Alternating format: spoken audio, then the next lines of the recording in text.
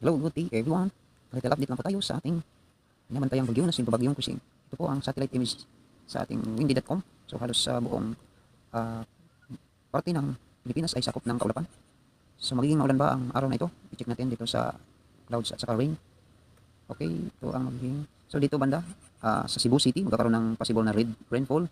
At dito sa may bandang Antique. So in this morning, possible.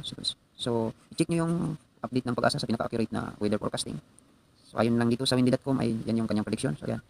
Alright, dito naman banda sa may taas sa mamayang pahapon.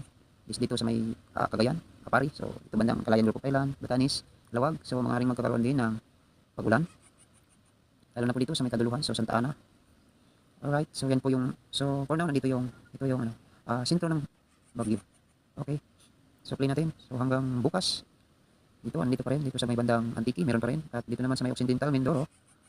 At hanggang dito sa may taas, Burgos, Lawag, Claveria, Apari, ito sa Calayan Group of Island. So maaaring paranas ng lakas ng mga pag-ulan.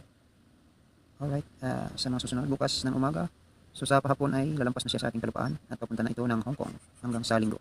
Right, yan lang po muna ang ating may bibigay na update para sa mga karagdagang mga accurate na reporting according dyan sa ating weather. So i-visit nyo lang po ang ating mga pinagkakatiwalaang weather forecasting, ang Pag-asa.